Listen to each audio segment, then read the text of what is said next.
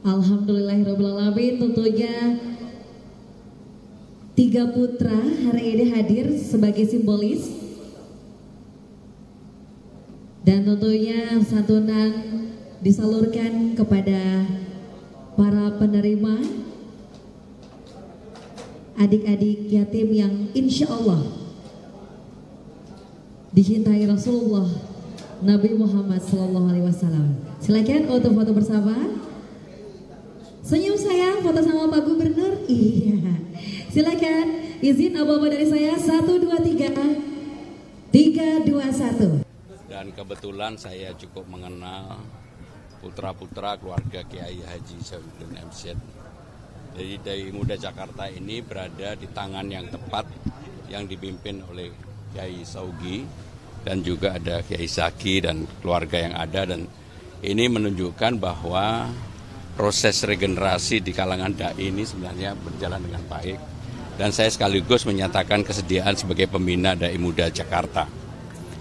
Kenapa saya bersedia? Karena memang saya seperti yang saya sampaikan dalam sambutan saya berkeinginan untuk agar para dai muda ini dari awal dibekali ilmu yang dalam tentang keagamaan, dan tadi saya menyampaikan agar juga dengan contoh-contoh yang saya berikan kedalaman agamanya bagus, tetapi jangan sampai kemudian gaya hidupnya itu tidak mencerminkan dai atau kiai, sehingga dengan demikian panggung depan dan panggung belakangnya harus sama.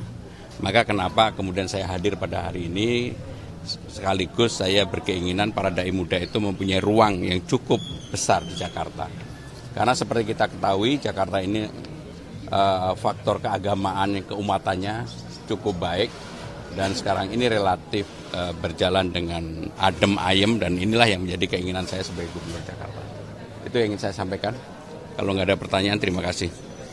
Selain di Kapuk Muara yang kemarin korban kebakaran itu berharap ada bantuan bahan material dari Pemprov DKI, kira-kira itu akan dipertimbangkan nggak Mas?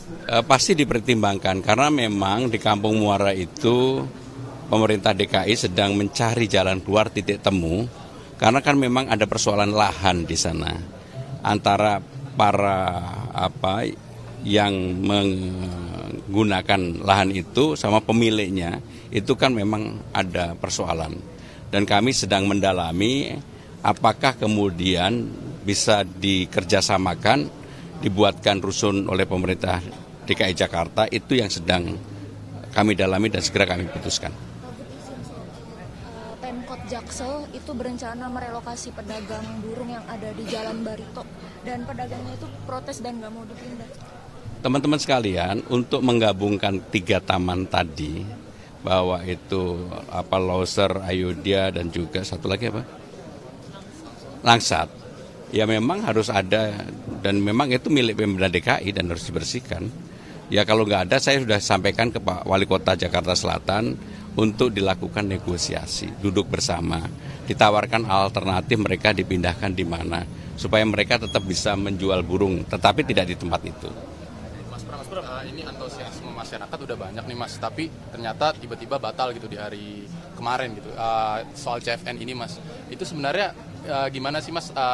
Kedepannya masih bakal ada apa emang udah sebenarnya nggak ada gitu, gimana? Ya itu kita kaji secara detail ya. Kan kebetulan beginilah. Kan rencana ada acara menyambut Muharram dan menutup jalan.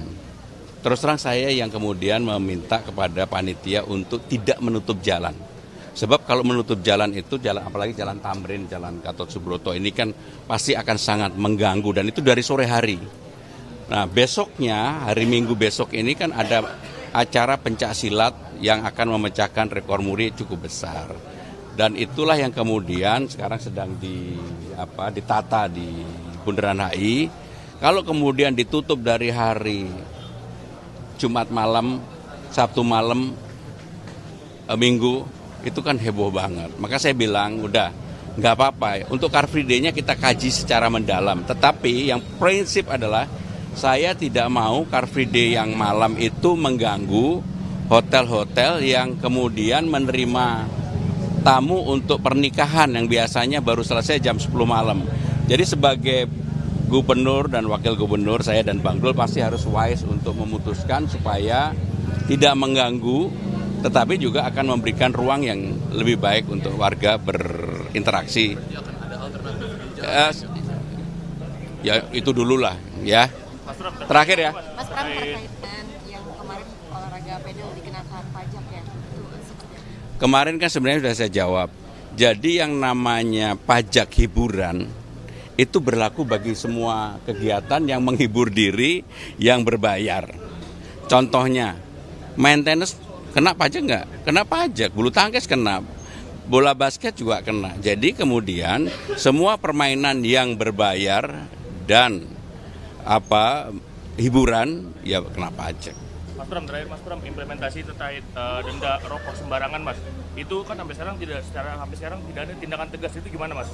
Jadi perda tentang rokok, pengaturan rokok itu kan belum ditandatangani. Kalau belum ditandatangani, apa yang digunakan untuk mengatur itu? Jadi perdanya ditandatangani dulu, diselesaikan.